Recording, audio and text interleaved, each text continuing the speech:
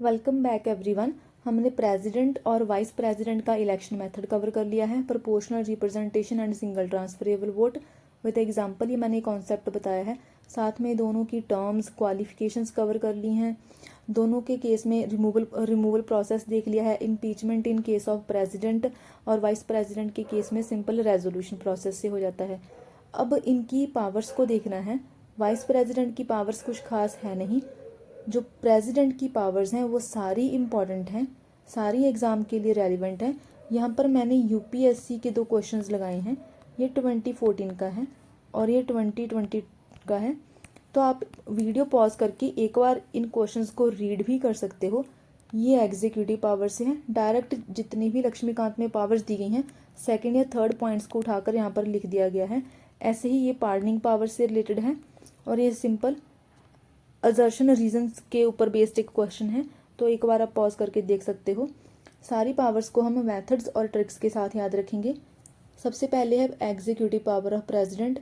इसके लिए आपने याद रखना है his manner and rules of appointment of PM.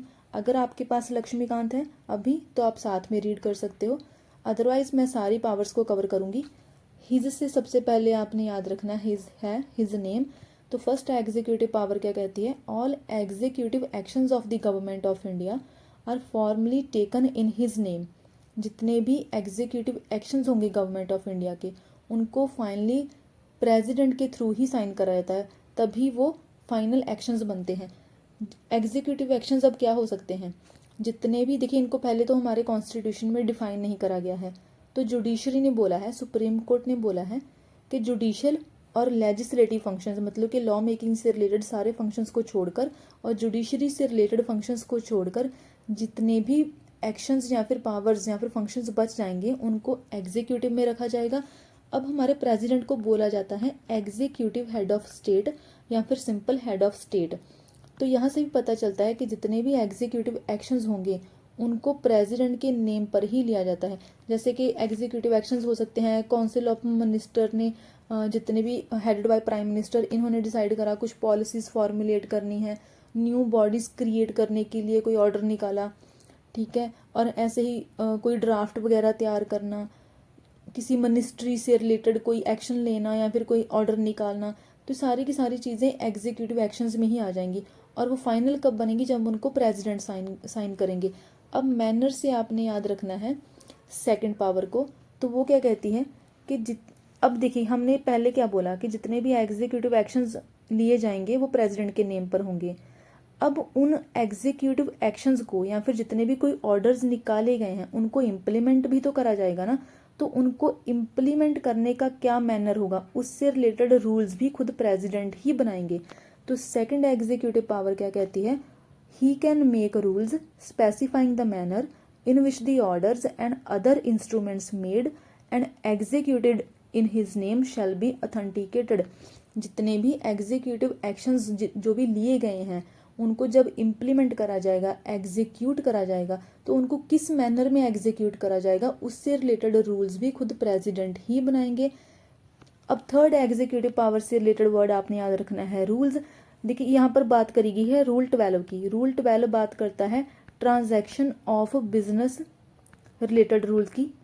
ये कहता है, अब पहले तो ट्रांजैक्शन ऑफ बिजनेस, किस बिजनेस की यहाँ पर बात करी गई है? यूनियन गवर्नमेंट के। यहाँ पर बात करी गई है जितनी भी गवर्नमेंट की मिनिस्ट्रीज होंगी, गवर्नमेंट डिपार्टमेंट्स, सेक्रेटरीट वगैरह होंगे, या फिर यूनियन गवर्नमेंट के जितने भी ऑफिस होंगे, जो ये सारे ऑफिसर्स या फिर मिनिस्ट्रीज जो भी एक्शंस लेंगी, जो भी इन मिनिस्ट्रीज को काम दिया जाएगा, इनका डे टू डे एजेंडा होगा, उसको ही बोला जाएगा बिजनेस। और इस बिजनेस की ट्रांजैक्शन के लिए, इस बिजनेस को कन्वीनियंटली करने के लिए, कन्वीनियंटली इस बिजनेस को रन करने के लिए रूल्स बनाने का काम भी किसका होगा? प्रेसिडेंट का ही होगा। अब हमने बोल दिया कि किस मैनर में इन सारे एक्शंस को लिया जाएगा, सारे एग्जीक्यूटिव एक्शंस को इम्प्लीमेंट करा जाएगा, या फिर बिजनेस जितना भी यूनियन गवर्नमेंट का बिजनेस होगा उसकी ट्रांजैक्शन से रिलेटेड जो भी रूल्स होंगे उनको प्रेसिडेंट बनाएगा।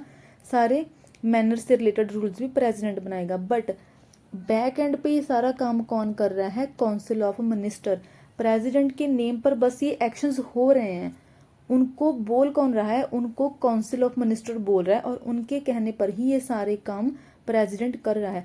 अब रूल्स ऑफ बिजनेस से रिलेटेड ये भी बात बोली गई है कि जब इस बिजनेस को डिफरेंट मिनिस्ट्रीज में एलोकेट करना है, डिफरेंट पोर्टफोलियोज में इस बिजनेस को डिवाइड करना है कि ये डिफेंस मिनिस्ट्री का काम होगा, ये फाइनेंस मिनिस्ट्री का काम होगा, इस एलोकेशन का काम भी खुद प्रेसिडेंट ही करेंगे। But same at the back and ये काम कौन कर रहा है, काउंसिल ऑफ मिनिस्टर कर रहा है। बस प्रेसिडेंट को बोला जा रहा है, प्रेसिडेंट के नाम पर बस काम हो रहे हैं। एक्चुअल पावर किसके पास है, council of minister headed by prime minister के पास। नौ, इस अपॉइंटमेंट से आपने याद रखना है जितनी भी अपॉइंटमेंट्स प्रेसिडेंट के थ्रू करी जाती हैं, सबसे पहले प्राइम मिनिस्टर को अपॉइंट करने का काम भी प्रेसिडेंट का ही होता है। और ऐसे ही सबसे पहले देखिए प्राइम मिनिस्टर को अपॉइंट करा जाता है, उसके बाद फिर जितने भी कैबिनेट के बाकी मिनिस्टर्स होंगे उनको प्रेसिडेंट अपॉइंट करता है, but on the advice of prime minister. Prime minister president को बोलेगा कि आप इन लोगों को अब मिनिस्टर अपॉइंट कर दीजिए, तो प्रेसिडेंट उन लोगों को ही फिर उन बाकी मिनिस्टर्स को फिर अपॉइंट करेगा। और जितने भी ये सारे मिनिस्टर्स होंगे they hold office during the pleasure of president. अब इस प्लेजर ऑफ प्रेसिडेंट का मतलब क्या है कि इन मिनिस्टर्स को प्रेसिडेंट जब चाहे रिमूव कर सकता है, लेकिन अब इस केस में भी प्रेसिडेंट की अपनी विल नहीं है।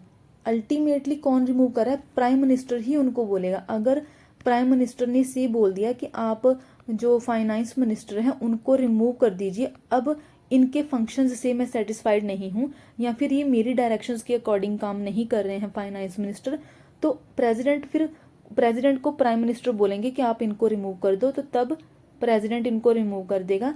तो ये प्रेसिडेंट की जो प्लेजर है ये बोला गया है, प्रेसिडेंट की विल बोली गई है, बट अल्टीमेटली फिर भी प्रेसिडेंट का अपना प्लेजर नहीं है और प्रेसिडेंट जब चाहे इनको रिमूव नहीं कर सकता है। नेक्स्ट अपॉइंटमेंट देखिए, जो अटॉर्नी जनरल ऑफ इंडिया होंगे उनकी जो भी सैलरी वगैरह होगी उनको अपॉइंट करने का काम भी प्रेसिडेंट का ही होगा, और ये भी during the pleasure of president he office को होल्ड करते हैं। जब प्रेसिडेंट चाहे इनको रिमूव कर सकता है। क्या को अपॉइंट करना, इलेक्शन कमीशन के जितने भी ऑफिसर्स होते हैं, चाहे चीफ इलेक्शन कमिश्नर हो या फिर बाकी के जितने इलेक्शन कमिश्नर्स होते हैं, यूपीएससी के जो मेंबर्स होते हैं उनको अपॉइंट करना, गवर्नर को भी अपॉइंट करने का काम प्रेसिडेंट का होता है।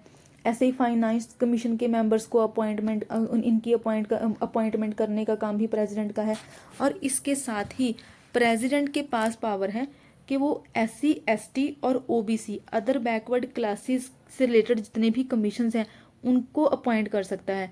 इनसे रिलेटेड कमीशन को अपॉइंट करने का काम भी प्रेसिडेंट के पास है। ऐसे ही इंटर स्टेट काउंसिल का हमने ऑलरेडी देख लिया हुआ है कि अंडर आर्टिकल 263 प्रेसिडेंट ही इंटर स्टेट काउंसिल को इस्टेब्लिश करता है। इसकी जितनी भी ड्यूटीज़ होंगी, क्या प्रोसीजर ये फॉलो करेंगे, कैसी इनकी ऑर्गेनाइजेशन होगी, ये सारा खुद प्रेसिडेंट ही डिफाइन करता है। ऑल्दो आर्टिकल 263 इटसेल्फ भी कुछ ड्यूटीज़ को बताता है जो इस इंटर स्टेट काउंसिल को फॉलो करनी होंगी। तो ये सारी अपॉइंटमेंट करने का काम भी खुद प्रेसिडेंट ही करता है। और इसके साथ ही यूटीज़ को, कुछ यूनियन टेरिटरीज को एडमिनिस्टर करने का काम भी प्रेसिडेंट का ही होता है। और वो कैसे करता है, एडमिनिस्ट्रेटर के थ्रू। अब देखिए, सारी यूनियन टेरिटरीज के पास लेजिस्लेटिव असेंबलीज नहीं है, और जिनके पास नहीं है उनको कौन एडमिनिस्टर करता है, खुद एडमिनिस्ट्रेटर्स। और इन एडमिनिस्ट्रेटर के through he in union territories को प्रेसिडेंट कंट्रोल करता है, या फिर प्रेसिडेंट इनको एडमिनिस्टर करता है। क्योंकि यूनियन टेरिटरीज किसका पार्ट होती हैं, अल्टीमेटली इनको सेंटर ही कंट्रोल करता है। और सेंटर किसके थ्रू करेगा, प्रेसिडेंट के थ्रू। और प्रेसिडेंट किसके थ्रू कर रहा है, एडमिनिस्ट्रेटर के थ्रू। ऐसे ही जितने भी शेड्यूल्ड एरियाज वगैरह होते हैं, ट्राइबल एरियाज, उनकी एडमिनिस्ट्रेशन से रिलेटेड काम भी, या फिर जितने भी इन एरियाज को डिक्लेयर करना, ये सारे का सारा काम भी प्रेसिडेंट ही करता है। अब इस PM से आपने याद रखना है, PM से रिलेटेड 2 काम है जो प्रेसिडेंट करता है, 2 एग्जीक्यूटिव पावर है इसकी। सबसे पहले तो यूनियन एडमिनिस्ट्रेशन से रिलेटेड कोई भी लॉ बनाना है, या फिर उससे रिलेटेड कोई भी इंफॉर्मेशन चाहिए प्रेसिडेंट को, तो प्राइम मिनिस्टर को वो बोल सकता है कि आप मुझे कोई वो पर्टिकुलर इन्फॉर्मेशन दो। अब ये लेजिस्लेशन क्या हो सकती है, या फिर अफेयर्स ऑफ यूनियन क्या हो सकते हैं। अब कौन से अफेयर्स की यहाँ पर बात करी गई है, जितने भी फंक्शंस, जितने भी सब्जेक्ट्स यूनियन लिस्ट में दिए गए हैं उन सारे लिस्ट के ऊपर लेजिस्लेशन जितनी भी होगी उससे रिलेटेड इन्फॉर्मेशन भी प्रेसिडेंट प्राइम मिनिस्टर से मांग सकता है।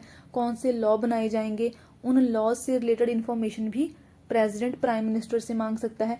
ऐसे ही प्रेसिडेंट प्राइम मिनिस्टर को बोल सकता है कि किसी पर्टिकुलर मिनिस्टर ने जो भी डिसीजन लिया है उसको आप और काउंसिल ऑफ मिनिस्टर डिस्कस करें। फॉर एग्जाम्पल हम यहाँ पर बोल सकते हैं कि जो डिफेंस मिनिस्टर हैं, डिफेंस मिनिस्टर ने डिफेंस से रिलेटेड कोई डिसीजन ले लिया, अब ये कैबिनेट का पार्ट है, अब सिर्फ इन्होंने ही डिसीजन लिया है ये डिफेंस से रिलेटेड, और इसको अभी तक काउंसिल ऑफ मिनिस्टर ने डिस्कस नहीं करा है, तो प्रेसिडेंट प्राइम मिनिस्टर को बोल सकते हैं कि जो भी डिसीजन इस डिफेंस मिनिस्टर के द्वारा लिया गया है उसको आप, that is prime minister and पूरी की पूरी जो काउंसिल ऑफ मिनिस्टर है वो भी डिस्कस करें। और एक कब किस सिचुएशन में बोल सकता है, अगर ये डिसीजन इंडिया को किसी या तो नेगेटिव वे में इम्पैक्ट कर रहा है या फिर वैसे ही ओवरऑल इंडिया को कोई डिसीजन इम्पैक्ट कर रहा है, तो उस डिसीजन से रिलेटेड प्रेसिडेंट प्राइम मिनिस्टर को बोल सकते हैं कि आप उस पर्टिकुलर डिसीजन को या फिर जो भी डिसीजन किसी पर्टिकुलर मिनिस्टर ने लिया है आप खुद प्राइम मिनिस्टर और काउंसिल ऑफ जितने भी मिनिस्टर्स हैं वो सारे के सारे उस डिसीजन को एक बार डिस्कस करें। तो ये सारी की सारी एग्जीक्यूटिव पावर्स होगी प्रेसिडेंट की। अब हमने नेक्स्ट देखनी है लेजिस्लेटिव पावर्स। इसके लिए देखिए हमने एक मेथड के थ्रू इसको देखना है। अच्छा, अब पहले तो इस क्वेश्चन को देख लेते हैं। देखिए ये 2014 का क्वेश्चन है। फर्स्ट इसका पॉइंट क्या कहता है, that the president shell make rules for more convenient transaction of business of government of India. देखिए ये पॉइंट हमने देख लिया ना, तो ये डायरेक्ट यहीं से आया है। अब जो सेकंड पॉइंट है इसका क्या कहता है, all executive actions of the government of India shall be expressed to be taken in the name of the prime minister. देखिए अब ये गलत हो जाता है। हमने फर्स्ट पॉइंट ही देखा था एग्जीक्यूटिव पावर का कि सारे जितने भी एग्जीक्यूटिव एक्शंस हैं वो प्रेसिडेंट के नेम पर लिए जाते हैं। तो देखिए ये डायरेक्ट ही क्वेश्चन पूछा गया है। अब ये जो नेक्स्ट क्वेश्चन है ये पार्डनिंग पावर से रिलेटेड है, और जो सेकंड पॉइंट है इसका ये रीजनिंग असर्शन से बेस्ड क्वेश्चन है, बट इसके लिए भी आपको सारी एग्जीक्यूटिव जितनी भी प्रेसिडेंट की पावर्स हैं उन सबका पता होना चाहिए। अब हम देखते हैं लेजिस्लेटिव पावर्स ऑफ प्रेसिडेंट। देखिए प्रेसिडेंट लेजिस्लेचर का पार्ट नहीं है, पार्लियामेंट का पार्ट नहीं है, बट पार्लियामेंट का एक इंटीग्रल पार्ट है। जितने भी कोई लॉज वगैरह बनते हैं उन सारे लॉज को अगर एक्ट बनाना है वो सारे लॉज तभी एक्ट बनेंगे जब उनको फाइनली प्रेसिडेंट का एसेंट मिलेगा। प्रेसिडेंट जब उनको साइन मिलेगा तभी कोई बिल होता है जो एक्ट बनता है। तो प्रेसिडेंट जो है पार्लियामेंट का मेंबर नहीं है, बट पार्लियामेंट का एक इंटीग्रल पार्ट है। अब इसी के बेसिस पर ही सारी लेजिस्लेटिव पावर्स हैं। देखिए यहाँ पर सबसे पहले हमने पार्लियामेंट से रिलेटेड पावर देखनी है। पार्लियामेंट को सम्मन कर सकता है प्रेसिडेंट, ऐसे ही प्रोरोग कर सकता है, दोनों की ज्वाइंट सीटिंग को भी सम्मन कर सकता है। देखिए सबसे पहले तो सम्मन क्या है और प्रोरोग क्या है, इसको वैसे हमने पार्लियामेंट चैप्टर में भी देखना है। थोड़ा सा अभी मैं यहाँ पर बता देती हूँ। सम्मन के केस में क्या है, देखिए पार्लियामेंट के 3 सेशंस माने जाते हैं, बजट, मानसून सेशन, विंटर, ये 3 सेशन माने जाते हैं पार्लियामेंट के। बट ये बोला जाता है कि 2 सेशंस के बीच में 6 मंथ से ज़्यादा का टाइम पीरियड गैप नहीं होना चाहिए। मतलब कि पार्लियामेंट साल में 2 बार तो मीटिंग करेगा ही करेगा, 2 बार तो मिलेगा ही मिलेगा, 6 मंथ से ज़्यादा का गैप नहीं होना चाहिए। अब इसी से रिलेटेड ही जो प्रेसिडेंट होता है टाइम टू टाइम फिर पार्लियामेंट को सम्मन करता है ऐसे ही मीटिंग्स करने के लिए। तो बस सम्मन क्या है कि उसको बोला गया, पार्लियामेंट को प्रेसिडेंट बोला गया कि हाँ अब आप आकर मिलो, और मैक्सिमम गैप दोनों के बीच में जो दिया गया है वो सिर्फ 6 मंथ का ही दिया गया है इन सेशंस के बीच में। प्रोरोग क्या होता है, देखिए हमने क्या कहा था, एक बिजनेस है, जितनी भी सारी की सारी मिनिस्ट्रीज हैं उनको कुछ बिजनेस ट्रांजैक्ट करने होते हैं, सारे बिजनेस से रिलेटेड उनके पास एक डे टू डे एजेंडा रहता है। अब इस सारे बिजनेस को जब कंडक्ट कर दिया गया है, जब भी पार्लियामेंट का कोई सेशन कंप्लीट हो गया, मतलब कि सारे के सारे बिजनेस पूरे हो गए, तो जो स्पीकर होगा, जो भी प्रेजाइडिंग ऑफिसर होगा, तो वो एडजर्न्ड सिनेडाई करता है। ये सारी की सारी चीज़ें ना हमने वैसे देखनी है, बट अभी यहाँ पर बस आप याद रखें कि जो स्पीकर होता है वो एडजर्न सिनेडाई कर देता है हाउस को या फिर सेशन को जब उसका बिजनेस कंप्लीट हो जाता है। और जब स्पीकर ने एडजर्न्ड सिनेडाई कर दिया उसके बाद फिर प्रेसिडेंट उस सेशन को प्रोरोग कर देगा, मतलब कि अब सारे का सारा बिजनेस कंप्लीट हो चुका है।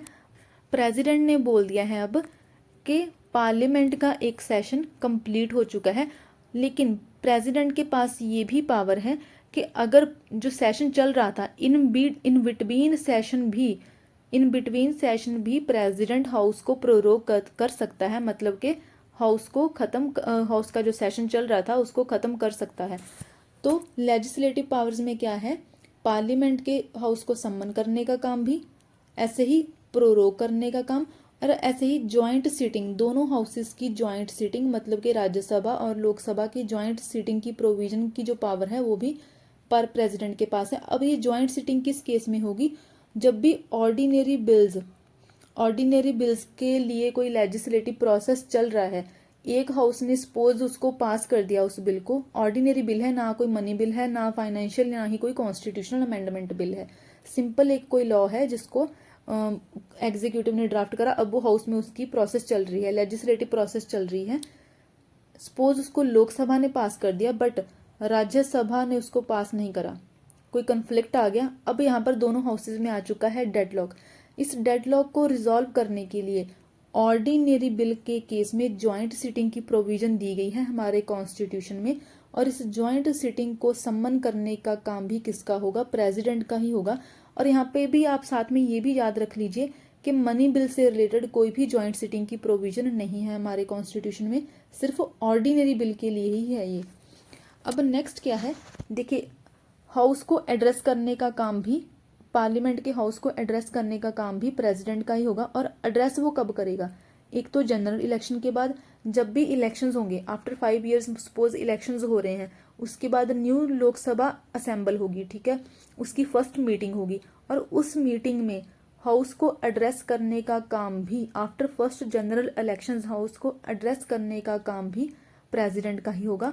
और दूसरा एड्रेस को वो कब देगा, ईच ईयर, हर ईयर में, हर फाइनेंशियल ईयर के बाद जब न्यू फाइनेंशियल स्टार्ट होगा, first session of each year, her session में हर साल वो एक एड्रेस देगा जिसको बोला जाता है मोशन ऑफ थैंक्स। अब देखिए, इस मोशन ऑफ थैंक्स का पास होना बहुत ज़्यादा ज़रूरी होता है, क्योंकि अगर ये फेल हो जाता है तो गवर्नमेंट का फेलियर माना जाता है और गवर्नमेंट का डिफीट माना जाता है। दूसरा इसका अब क्या काम है, अच्छा, इससे अभी इसी से रिलेटेड पार्लियामेंट के जितने भी मेंबर्स होते हैं उनकी डिस्क्वालिफिकेशन का काम भी प्रेसिडेंट का ही होता है। ऑल्दो वो काम जो करता है वो इलेक्शन कमीशन की रिकमेंडेशन या फिर उसको कंसल्ट करके ही करता है, बट सारे के सारे मेंबर्स को डिस्क्वालीफाई कौन करेगा, प्रेसिडेंट करेगा। अब हमने देखना है लोकसभा से रिलेटेड, लोकसभा को डिसॉल्व करने का काम भी प्रेसिडेंट का होगा। देखिए, अब ये चीज़ ना प्रेसिडेंट कर रहा है, बट उससे ये काम करवा कौन रहा है, उससे ये काम काउंसिल ऑफ मिनिस्टर्स या फिर कैबिनेट वगैरह ही करवा रहे हैं जिनके पास रियल पावर है। और अगर हाउस डिसॉल्व हो जाता है तो इसका मतलब क्या है कि लोकसभा डिसॉल्व हो चुकी है, कोई हाउस में मेंबर नहीं है और उसके लिए फ्रेश इलेक्शंस कंडक्ट करवाने होंगे। ऐसे ही अगर स्पीकर या फिर deputy speaker, in case of Lok Sabha के केस में स्पीकर या फिर डिप्टी स्पीकर है नहीं, तो जो भी प्रिजाइडिंग ऑफिसर, अगर किसी और मेंबर को, लोकसभा के किसी और मेंबर को प्रिजाइडिंग ऑफिसर बनाना है, क्योंकि ये दोनों लोग हैं नहीं, ना तो स्पीकर ना ही डिप्टी स्पीकर, तो किसी और मेंबर को प्रिजाइडिंग ऑफिसर बनाने का काम या फिर उसको अपॉइंट करने का काम भी किसका होगा, प्रेसिडेंट का। ऐसे ही देखिए, पहले ना लोकसभा में 2 मेंबर्स एंग्लो इंडियन कम्युनिटी के प्रेसिडेंट के द्वारा नॉमिनेट करे जाते थे। अब ये चीज़ खत्म हो चुकी है वाई 104 अमेंडमेंट एक्ट के थ्रू 2020 में इस चीज़ को रिमूव कर दिया गया था। अब राज्यसभा के केस में भी सेम है, अगर चेयरमैन या फिर डिप्टी चेयरमैन दोनों में से कोई भी नहीं है हाउस को प्रिजाइड करने के लिए, तो किसी और मेंबर को अपॉइंट करने का काम भी प्रेसिडेंट का होगा। और ऐसे ही राज्यसभा में भी 12 मेंबर्स नॉमिनेट करे जाते हैं by president from the field of literature, science, art and social service. In 4 field में से 12 मेंबर्स को नॉमिनेट करा जाता है। अब कुछ चीज़ें रिलेटेड है पार्लियामेंट्री बिल से रिलेटेड। कुछ बिल्स ऐसे हैं जिनको पार्लियामेंट में इंट्रोड्यूस करने से पहले प्रेसिडेंट की परमिशन लेनी पड़ती है। जैसे कि अगर कंसोलिडेटेड फंड ऑफ इंडिया में से कोई न्यू एक्सपेंडिचर करना है तो उससे रिलेटेड जो भी बिल पार्लियामेंट में इंट्रोड्यूस करा जाएगा उसके लिए भी प्रायर परमिशन लेनी होगी प्रेसिडेंट की। ऐसे ही बाउंड्रीज वगैरह को चेंज करना या फिर न्यू स्टेट्स को क्रिएट करना, आर्टिकल 2 और आर्टिकल 3, इससे रिलेटेड भी प्रायर परमिशंस चाहिए होंगी। जैसे कि आंध्र प्रदेश तेलंगाना क्रिएट करे गए, जम्मू एंड कश्मीर लद्दाख क्रिएट करे गए, इन सारी चीज़ों से रिलेटेड भी पहले जो बिल होंगे उसके लिए प्रेसिडेंट की प्रायर परमिशन लेनी होगी। और ऐसे ही पार्लियामेंट के कुछ बिल्स को तभी एक्ट बनाया जाएगा जब उसको प्रेसिडेंट ने कंसिडर कर लिया है या फिर मतलब कि अपना एसेंट दे दिया है उसको। बेसिकली ये ना वीटो पावर से रिलेटेड है प्रेसिडेंट की। अगर जितना भी पार्लियामेंट के बिल हैं वो लेजिस्लेटिव प्रोसेस के बाद, दोनों हाउसेस के बाद फिर वो प्रेसिडेंट के पास जाएंगे। उसके बाद कुछ प्रेसिडेंट को ऑप्शंस दी गई हैं, या तो उस बिल के ऊपर वो एसेंट देगा और या तो उस बिल को विद होल्ड करके रखेगा, उस बिल को रिजेक्ट कर देगा, और या फिर उस बिल को रिटर्न कर देगा। तो प्रेसिडेंट की कंसिडरेशन के लिए बिल्स को रखा जाएगा। अब नेक्स्ट लेजिस्लेटिव पावर है स्टेट बिल्स से रिलेटेड। देखिए पार्लियामेंट के जैसे जितने भी बिल्स थे हाउस में पास हुए उसके बाद प्रेसिडेंट के एसेंट के लिए गए, ऐसे ही जो स्टेट बिल्स होते हैं स्टेट लेजिस्लेचर में पास होते हैं उसके बाद वो गवर्नर की एसेंट के लिए जाते हैं।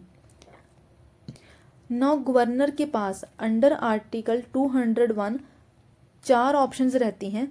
या तो वो एसेंट दे सकता है, विद होल्ड कर सकता है एसेंट, या फिर वो प्रेसिडेंट की कंसिडरेशन के लिए स्टेट बिल को रिजर्व भी कर सकता है। तो 3 ऑप्शंस रहती हैं कि और अगर उसने प्रेसिडेंट की कंसिडरेशन के लिए बिल को रिजर्व कर रखा है तो उस केस में फिर अंडर आर्टिकल 200 प्रेसिडेंट के पास ऑप्शंस होंगी कि वो स्टेट बिल्स से रिलेटेड क्या डिसीजंस लेंगे। ऐसे ही प्रेसिडेंट के पास ऑर्डिनेंस मेकिंग पावर भी है। अगर पार्लियामेंट सेशन में नहीं है, जितनी भी यूपीएससी की रिपोर्ट्स होंगी, कैग की रिपोर्ट्स होंगी या फिर फाइनेंस कमीशंस की रिपोर्ट होंगी, रिपोर्ट्स आने के बाद उनको हाउस में प्रेजेंट करने का काम भी प्रेसिडेंट का ही होगा। ऐसे ही कुछ यूटीज़ हैं उनसे रिलेटेड रेगुलेशंस बनाना, जैसे कि अंडमान निकोबार, दमन एंड दीव, लद्दाख, इन सारी यूटीज़ से रिलेटेड इनकी पीस प्रोग्रेस को बनाए रखने के लिए, गुड गवर्नेंस के लिए इन यूटीज़ के ऊपर रेगुलेशंस बनाने का काम भी प्रेसिडेंट को ही दिया गया है। पुडुचेरी में लेजिस्लेटिव असेंबली है, तो इस केस में क्या होगा कि जब असेंबली सस्पेंडेड होगी या फिर जब असेंबली डिसॉल्व हो चुकी होगी तो उस केस में फिर प्रेसिडेंट पुडुचेरी के केस में भी रेजोल्यूशंस बनाएगा या फिर सिंपल एक लॉ मेकिंग करेगा। अब प्रेसिडेंट की फाइनेंशियल पावर्स देखते हैं।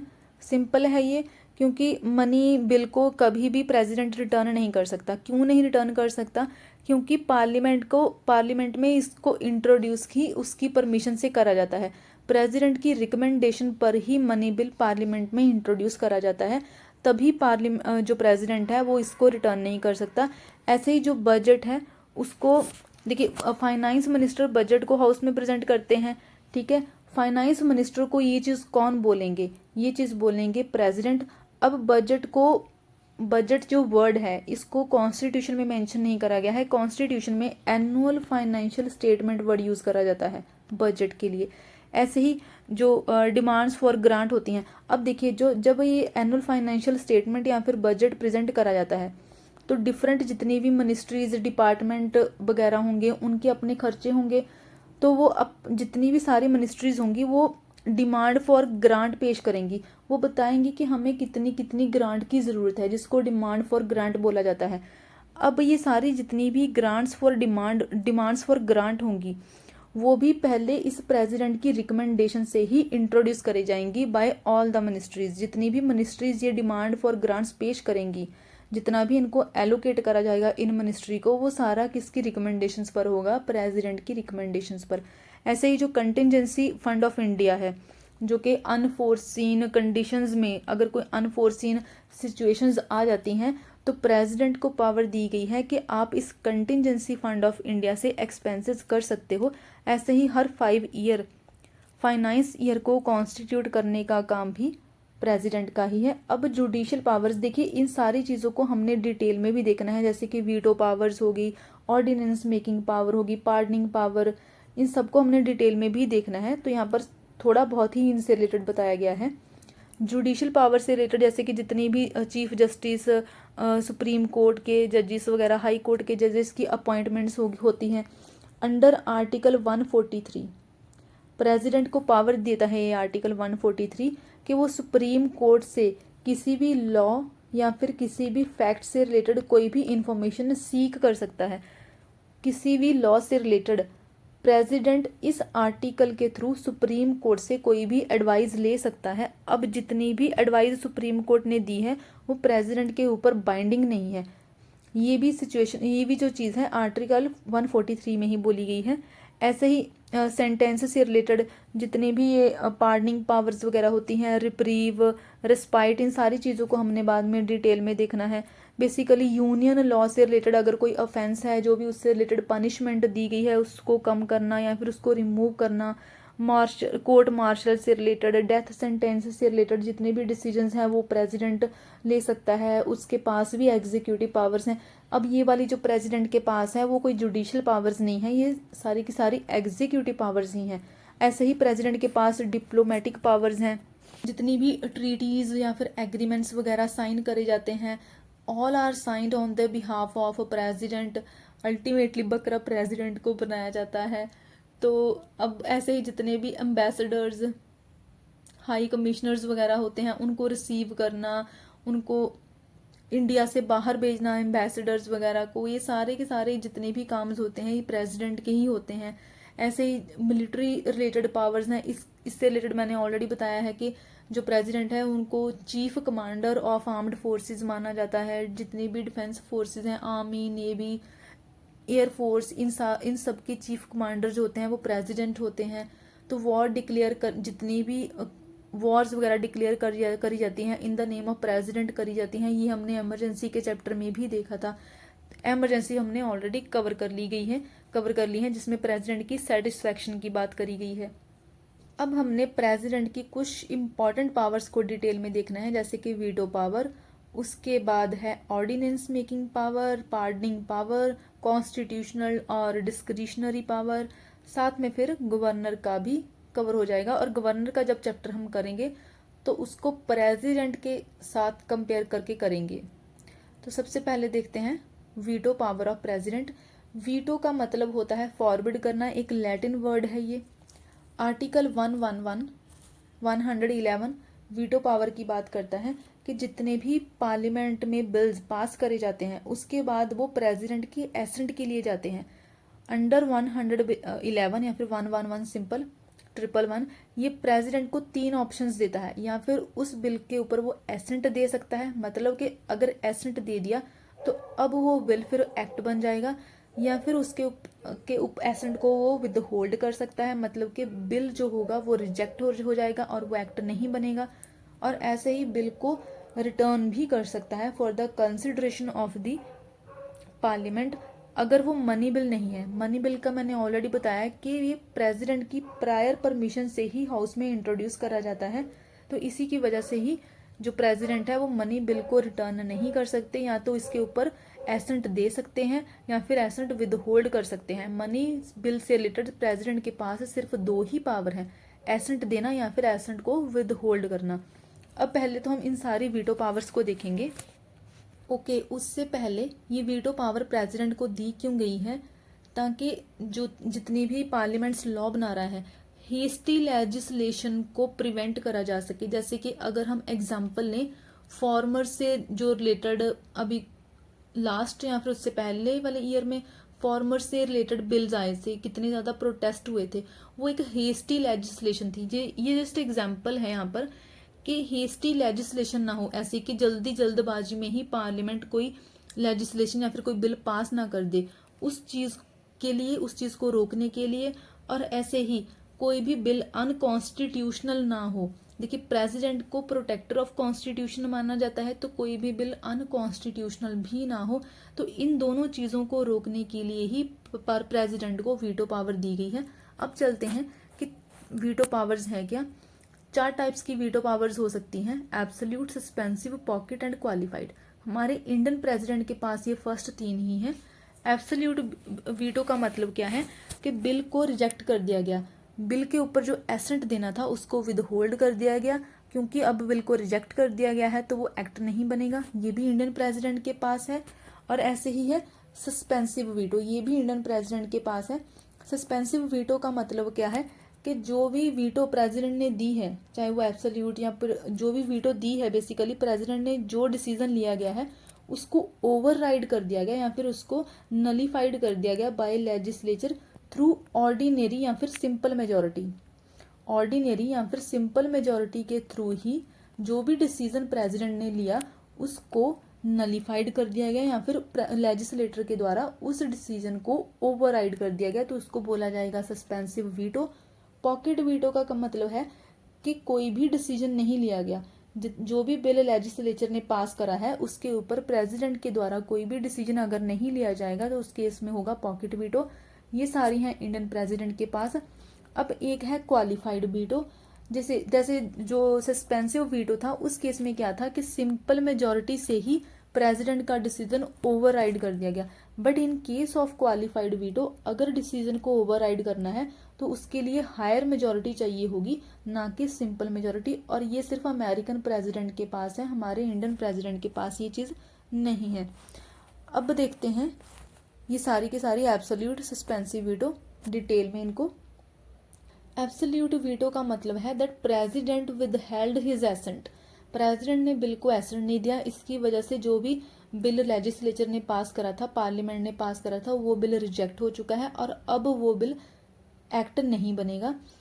अब ये किस केस में हो सकता है? प्राइवेट मेंबर्स के बिल के केस में भी हो सकता है। प्राइवेट मेंबर्स क्या होते हैं? वो मेंबर्स जो कि पार्लियामेंट का पार्ट तो हैं, मतलब पार्लियामेंट के मेंबर हैं, वो मिनिस्टर्स नहीं है, बेसिकली वो कैबिनेट का पार्ट नहीं है, अदरवाइज हाउस के मेंबर्स वो हैं। तो उन मेंबर्स ने जो बिल पास करा है उससे रिलेटेड भी प्रेसिडेंट एब्सोल्यूट वीटो दे सकता है, उनको भी रिजेक्ट कर सकता है। ऐसे ही गवर्नमेंट बिल। अब गवर्नमेंट बिल से रिलेटेड जो भी एक्शन लिया जाएगा बाय प्रेसिडेंट वो काउंसिल ऑफ मिनिस्टर की एडवाइस पर ही होगा। सपोज उस बिल को पार्लियामेंट ने पास कर दिया था, पार्लियामेंट के थ्रू उसका सारा लेजिस्लेटिव प्रोसेस कंप्लीट हो चुका था, बट अभी तक उसको प्रेसिडेंट का एसेंट नहीं मिला था और बीच में कैबिनेट ने रिजाइन कर दिया। कैबिनेट ने रिजाइन कर दिया है और जो न्यू कैबिनेट आई है, न्यू कैबिनेट ने बोला है कि प्रेसिडेंट को बोला है कि आप इस पर्टिकुलर बिल को, इसके ऊपर जो इस पर्टिकुलर बिल को आप रिजेक्ट कर दीजिए। तो उस केस में फिर president will withhold his assent on that government bill और उस केस में भी वो बिल फिर आगे एक्ट नहीं बनेगा। जैसे कि लक्ष्मीकांत में 2 एग्जांपल्स दी गई हैं। फर्स्ट है डॉक्टर राजेंद्र प्रसाद के टाइम की 1954 के पेप्सू एप्रोप्रिएशन बिल से रिलेटेड है ये। देखिए पेप्सू क्या है? Patiala and east Punjab states union अब नहीं है, बट ये उस टाइम की बात करी गई है। बिल किससे रिलेटेड है? एप्रोप्रिएशन से रिलेटेड, मतलब कि जो कंसोलिडेटेड फंड ऑफ इंडिया है उससे मनी रिलेटेड जो भी एक्सपेंसेस, जो भी एक्सपेंडिचर करना है उससे रिलेटेड ये बिल था। इस बिल के ऊपर भी डॉक्टर राजेंद्र प्रसाद जब प्रेसिडेंट थे उन्होंने अपना जो एसेंट था उसको विद होल्ड कर दिया था। और ऐसे ही इसमें सेकंड एग्जांपल दी गई है 1991 की ड्यूरिंग प्रेसिडेंट आर वेंकटरमन। जो बिल था वो था salaries allowances and pension of members of parliament amendment bill. तो ये जो पार्लियामेंट के मेंबर हैं उनकी सैलरीज अलाउंसेस और पेंशन से रिलेटेड था। ये जो बिल था ये बिल पार्लियामेंट ने पास कर दिया था, बट प्रेसिडेंट का एसेंट नहीं बना था, नहीं मिला था इसको। तो ये सेकंड केस बन जाता है ये गवर्नमेंट बिल से रिलेटेड। इस बिल के ऊपर भी प्रेसिडेंट आर वेंकटरमन ने अपना एसेंट विद होल्ड कर दिया था, जिसकी वजह से ये रिजेक्ट हो गया था। तो 2 केसेस बनते हैं एब्सोल्यूट वीटो के, कि पहले तो प्राइवेट मेंबर्स के केस में और दूसरा है गवर्नमेंट बिल के केस में, जो किसकी एडवाइस पर होगा? कैबिनेट या फिर काउंसिल ऑफ मिनिस्टर्स की एडवाइस पर ही होगा। नेक्स्ट है सस्पेंसिव वीटो। सस्पेंसिव वीटो होती है जब प्रेसिडेंट बिल को रिटर्न कर देता है for the reconsideration of the parliament. अब देखिए कोई भी बिल जो पार्लियामेंट ने पास करके प्रेसिडेंट के पास भेजा था, अब प्रेसिडेंट ने क्योंकि वो रिटर्न कर दिया है, बिल सेम है, प्रेसिडेंट ने वो रिटर्न कर दिया है।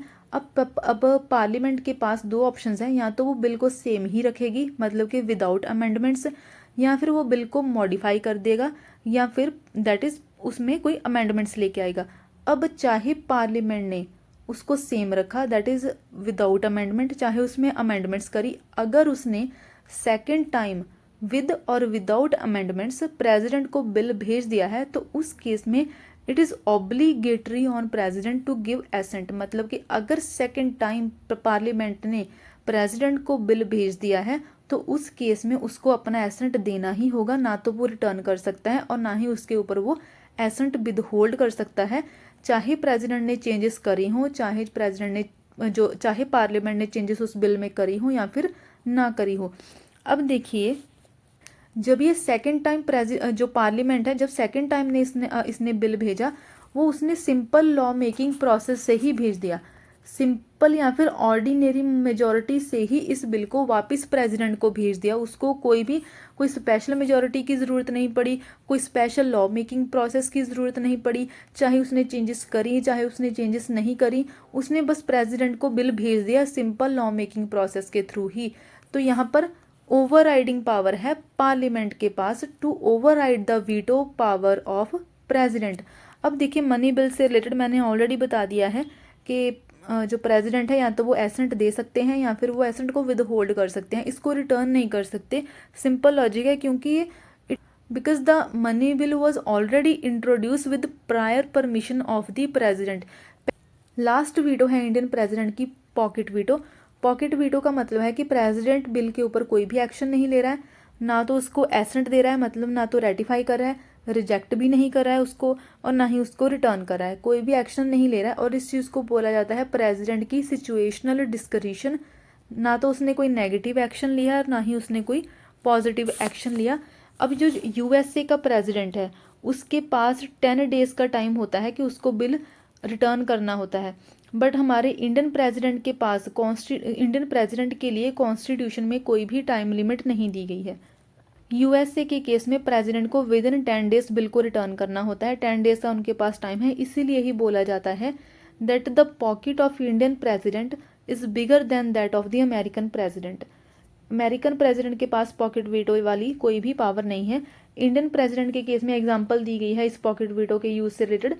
प्रेसिडेंट जैल सिंह के टाइम पर प्रेसिडेंट जैल सिंह ने Indian post office amendment bill से रिलेटेड इस पॉकेट वीटो को यूज़ करा था। ये बिल क्या था, ये राजीव गांधी गवर्नमेंट के टाइम पर ये जो Indian post office amendment bill था ये प्रेस की फ्रीडम को रिस्ट्रिक्ट करता था। अब का सिनेरियो देखें तो प्रेस के पास प्रॉपर फ्रीडम है, उस टाइम पर ये प्रेस की फ्रीडम को ही करटेल करा था। बाद में फिर जो नेक्स्ट गवर्नमेंट आती है वो इस बिल को ही ड्रॉप कर देती है। अब देखिए, 4 टाइप के बिल होते हैं, ordinary bill, money bill, financial bill और कॉन्स्टिट्यूशनल अमेंडमेंट बिल। जो कॉन्स्टिट्यूशनल अमेंडमेंट बिल होता है उस केस में प्रेसिडेंट के पास कोई भी वीटो पावर नहीं होती है। 24th अमेंडमेंट एक्ट 1971 ने प्रेसिडेंट के ऊपर ये ऑब्लिगेशन लगा दी है कि अगर कॉन्स्टिट्यूशनल अमेंडमेंट बिल है तो उस केस में प्रेसिडेंट को अपना एसेंट देना ही होगा। अब बाकी ये वाले जो 3 बिल हैं, ऑर्डिनरी, मनी बिल और फाइनेंशियल बिल, ये स्टेट लेजिस्लेचर के लिए भी होते हैं। जो कॉन्स्टिट्यूशनल अमेंडमेंट बिल है ये सिर्फ और सिर्फ पार्लियामेंट के लिए है, स्टेट लेजिस्लेचर के केस में ये चीज़ नहीं है। अब देखिए, ये जो वीटो पावर है प्रेसिडेंट के पास अंडर आर्टिकल 112 थी, सेम जो पावर है गवर्नर के पास है वो है अंडर आर्टिकल 200। ये चीज़ भी आपने याद रखनी है। गवर्नर के पास अंडर आर्टिकल 200 है। अब इसी का ही यूज़ जो है वो इस केस में करा जाएगा, वीटो ओवर स्टेट बिल्स। देखिए, गवर्नर के पास इस आर्टिकल 200 के अंदर स्टेट बिल से रिलेटेड वीटो पावर्स हैं। या तो वो अपना एसेंट देगा स्टेट बिल्स को, विद होल्ड करेगा या फिर रिटर्न करेगा, या फिर प्रेसिडेंट की कंसिडरेशन के लिए गवर्नर बिल को, स्टेट बिल को रिजर्व कर देगा। और अगर गवर्नर ने इस बिल को रिजर्व करने वाली वीटो पावर को यूज़ करा है तो अब सारे का सारा जो डिसीजंस होगा स्टेट बिल से रिलेटेड वो सिर्फ प्रेसिडेंट ही लेगा। गवर्नर का अब कोई भी रोल नहीं रह जाएगा। और प्रेसिडेंट स्टेट बिल के ऊपर अंडर आर्टिकल 201 फिर डिसीजन लेगा। या तो प्रेसिडेंट स्टेट बिल के ऊपर एसेंट दे सकता है या फिर एसेंट विद होल्ड कर सकता है। या फिर से गवर्नर को वो डायरेक्ट कर सकता है कि आप स्टेट बिल को again for the reconsideration of a state legislature एक बार भेज दीजिए।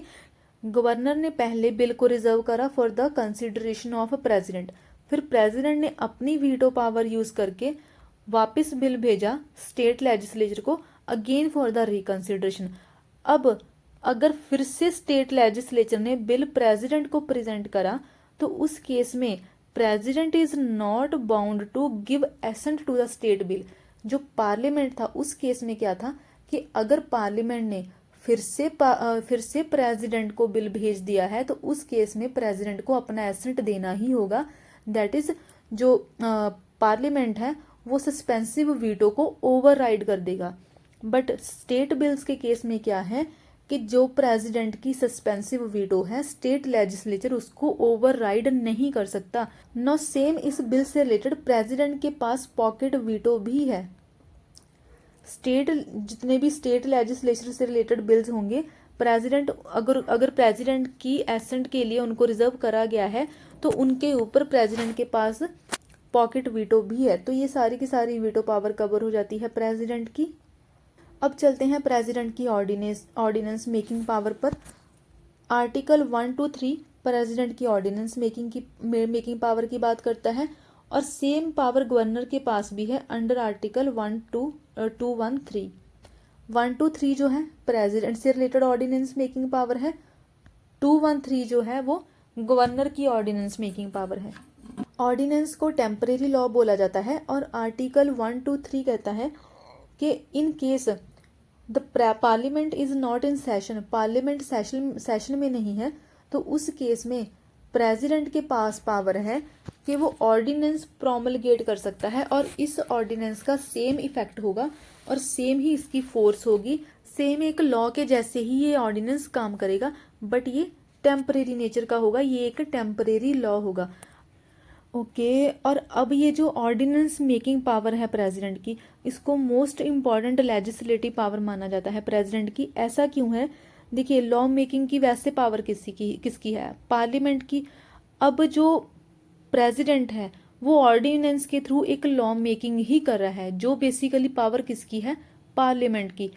चाहे वो कब कर रहा है, जब पार्लियामेंट सेशन में नहीं है, बट बना तो एक वो लॉ ही रहा है ना, चाहे वो लॉ टेम्परेरी नेचर का है, बट उसने एक लॉ ही बनाया है in the name of this ordinance.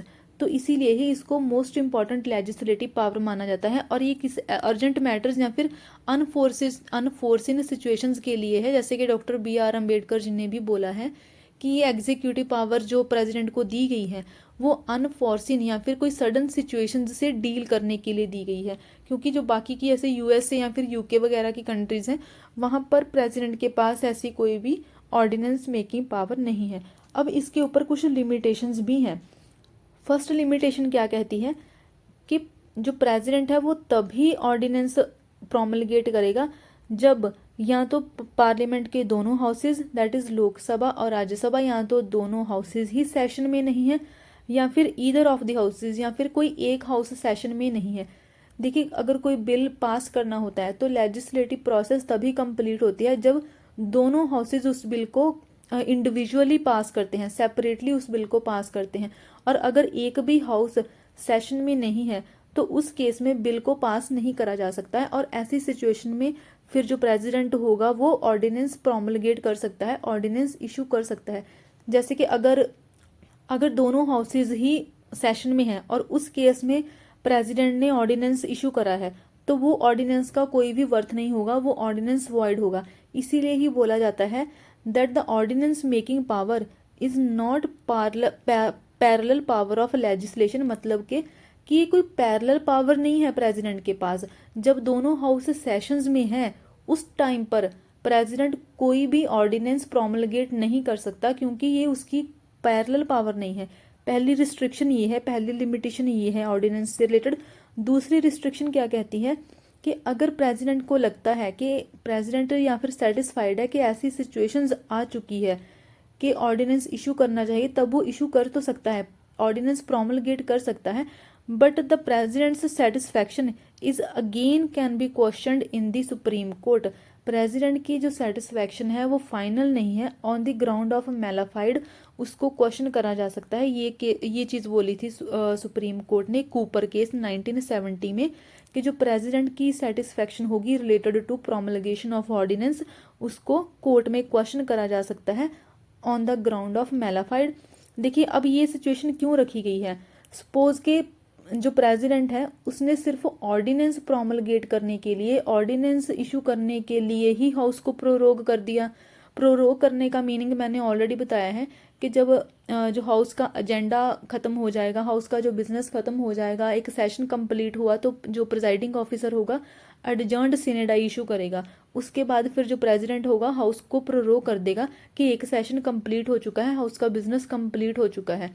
अब अगर बिजनेस कंप्लीट हो गया, हाउस सेशन में नहीं है, तो जो प्रेसिडेंट होगा उसके पास ऑर्डिनेंस इशू करने की पावर आ गई, ऑर्डिनेंस प्रोमलगेट करने की पावर आ गई। तो ऐसा भी तो हो सकता है ना कि सिर्फ ऑर्डिनेंस प्रोमलगेट करने के लिए ही उसने हाउस को प्रोरोग कर दिया हो, क्योंकि ये मैंने ऑलरेडी बताया है कि इन बिटवीन द सेशन, जब हाउस सेशन में है तब भी जो प्रेसिडेंट है हाउस को प्रोरोग कर सकता है। अगर उसने in between of the session of the parliament उसने हाउस को प्रोरोग करा है, तो इट मीन्स के मैलाफाइड इंटेंशंस है। इनको चेक करने का, इनको क्वेश्चन करने का जो पावर दिया गया है वो कूपर केस 1970 के थ्रू दिया गया है। ऐसे ही जो 38 अमेंडमेंट एक्ट है, इसका हमने पहले इमरजेंसी के टाइम भी देखा था कि 38 अमेंडमेंट एक्ट ने प्रेसिडेंट की जो सेटिस्फैक्शन थी उसको फाइनल और बियॉन्ड जुडिशियल रिव्यू बना दिया था। बट 44 अमेंडमेंट एक्ट ने फिर इस चीज़ को डिलीट कर दिया, और अब जो प्रेसिडेंट की जो सेटिस्फैक्शन है उसको क्वेश्चन करा जा सकता है कोर्ट में। सेकंड लिमिटेशन ये हो गई। थर्ड लिमिटेशन क्या कहती है, that the ordinance making power is coextensive with the law making power of parliament. Coextensive का मतलब है कि उन्हीं चीज़ों के ऊपर जो प्रेसिडेंट की पावर है वो एक्सटेंड करेगी। प्रेसिडेंट की ऑर्डिनेंस मेकिंग पावर उन्हीं चीज़ों के ऊपर एक्सटेंड करेगी, उन्हीं सब्जेक्ट्स के ऊपर एक्सटेंड करेगी जिनके ऊपर पार्लियामेंट की पावर है। जिन सब्जेक्ट्स के ऊपर, इसकी दो इम्प्लीकेशंस निकलती हैं, जिन सब्जेक्ट्स के ऊपर पार्लियामेंट लॉ बना सकता है उन्हीं सब्जेक्ट्स के ऊपर ही प्रेसिडेंट ऑर्डिनेंस इशू करेगा। और जो लिमिटेशंस पार्लियामेंट के किसी एक्ट के ऊपर होंगी, जो कॉन्स्टिट्यूशनल लिमिट्स पार्लियामेंट के ऊपर होंगी, वही कॉन्स्टिट्यूशनल लिमिट्स प्रेसिडेंट के ऑर्डिनेंस के ऊपर भी होंगी। ऐसे ही जहाँ पर ऐसे लक्ष्मीकांत में बताया गया है that an ordinance can not abridge or take away any of the fundamental rights. Same चीज़ पार्लियामेंट के लिए भी है और सेम चीज़ ही प्रेसिडेंट के लिए भी होगी कि किसी भी फंडामेंटल राइट्स को एब्रिज नहीं करा जा सकता। फोर्थ लिमिटेशन बात करती है ऑर्डिनेंस की अप्रूवल और डिसअप्रूवल्स की। अगर जो भी ऑर्डिनेंस प्रेसिडेंट ने इशू करा था, जब पार्लियामेंट रीअसेंबल करा, पार्लियामेंट जब फिर से सेशन में आया, उसकी रीअसेंबली के बाद वो ऑर्डिनेंस हाउस में प्रेजेंट करा जाएगा। उसके बाद हाउस उसके ऊपर डिसीजन लेगा, और अगर हाउस ने कहा कि इसको अप्रूव कर दिया उसने, तो वो एक एक्ट बन जाएगा, एक नॉर्मल एक्ट की जैसे, ठीक है। और उसके बाद और अगर पार्लियामेंट इसके ऊपर कोई एक्शन नहीं लेगा तो उस केस में ये 6 वीक के बाद सीज कर जाएगा। मतलब कि इसका टाइम सिर्फ फिर रीअसेंबली के 6 वीक बाद ही तक ही ये कंटिन्यू रहेगा। 6 वीक के बाद ये फिर सीज कर जाएगा, ये एग्जिस्ट नहीं करेगा ऑर्डिनेंस। ऐसे ही 6 वीक से पहले भी पार्लियामेंट इसको डिसकंटिन्यू कर सकता है बाय पासिंग अ रेजोल्यूशन। अब देखिए जो ऑर्डिनेंस होता है इसकी मैक्सिमम जो लाइफ है उसको 6 मंथ और 6 वीक माना जाता है। ऐसा क्यों? देखिए मैंने पहले बताया है कि जो पार्लियामेंट के सेशन होते हैं उनमें मैक्सिमम गैप 6 मंथ का माना जाता है। अगर कोई ऑर्डिनेंस चल रहा था तो ये 6 मंथ वाला गैप भी तो कंसिडर करा जाएगा ना। जब पार्लियामेंट सेशन में नहीं था तो 6 मंथ ये वाले हो जाएंगे, प्लस ये 6 वीक वो एक्स्ट्रा 6 वीक हैं जब पार्लियामेंट के रीअसेंबल होने के बाद के दिए गए हैं इस ऑर्डिनेंस के लिए। 6 वीक ये वाले हो गए और 6 मंथ जो 2 सेशंस के बीच का गैप है। तो मैक्सिमम जो लाइफ एक ऑर्डिनेंस की मानी जाती है वो 6 मंथ एंड 6 वीक की मानी जाती है। अब देखिए ये चीज़ हमें हमेशा से पता है कि प्रेसिडेंट खुद बहुत ही कम काम करता है, उसके पास बहुत ही कम डिस्क्रिशनरी पावर्स हैं। इनफैक्ट प्रेसिडेंट के पास कुछ सिचुएशनल डिस्क्रिशंस ही हैं, उसके पास कोई कॉन्स्टिट्यूशनल डिस्क्रिशन तो है ही नहीं। तो ये जो ऑर्डिनेंस मेकिंग पावर है, प्रेसिडेंट की कोई डिस्क्रिशनरी पावर्स नहीं है। जितने भी ऑर्डिनेंस वो प्रोमलगेट करेगा या फिर इनको विदड्रॉ या डिसअप्रूव करेगा, वो सिर्फ council of minister headed by prime minister की एड एंड एडवाइस के ऊपर ही वो करेगा। सारे डिसीजंस वैसे भी इस काउंसिल ऑफ मिनिस्टर्स के ही होते हैं, प्रेसिडेंट का बस नाम ही होता है। अब ऐसे ही किसी ऑर्डिनेंस का इम्पैक्ट रेट्रोस्पेक्टिव भी हो सकता है। फॉर एग्जांपल, अगर टैक्स लॉ से रिलेटेड कोई ऑर्डिनेंस आया है 2023 में, टैक्स लॉ से रिलेटेड ऑर्डिनेंस आया है 2023 में, बट बोल दिया गया कि इसका जो इम्पैक्ट होगा वो 2012 से होगा। तो इस टैक्स लॉ का से रिलेटेड जो ऑर्डिनेंस है, इसका रेट्रोस्पेक्टिव इम्पैक्ट होने का मतलब क्या है कि चाहे ये 2023 से आया है, बट जो भी टैक्सेस दिए जाएंगे उनको 2012 से ही कैलकुलेट करा जाएगा, चाहे वो 2023 में दिए जाएंगे। तो ये रेट्रोस्पेक्टिव इम्पैक्ट होता है किसी भी ऑर्डिनेंस का। अब ऑर्डिनेंस मेकिंग पावर से रिलेटेड है एक DC वाधवा केस। जो कूपर केस था वो प्रेसिडेंट की सेटिस्फैक्शन की बात करता था कि इसको क्वेश्चन करा जा सकता है on the ground of mala fide. DC Wadhwa case 1987 क्या कहता है कि देखिए, सुप्रीम कोर्ट ने नोटिस करा कि 1967 से लेकर 1981 तक जो बिहार के गवर्नर थे, उन्होंने ऑलमोस्ट 256 ऑर्डिनेंस इशू करे और all with the same text. कोई इनमें चेंजेस नहीं करे गए, कोई ट्राई नहीं करा गया कि इन ऑर्डिनेंस को एक्ट्स बना दिया जाए या फिर एक लेजिस्लेटिव प्रोसेस के थ्रू इनको पास करा जाए। बस सेम टेक्स्ट के साथ ही इन ऑर्डिनेंस को बार बार प्रोमलगेट करा जा रहा था।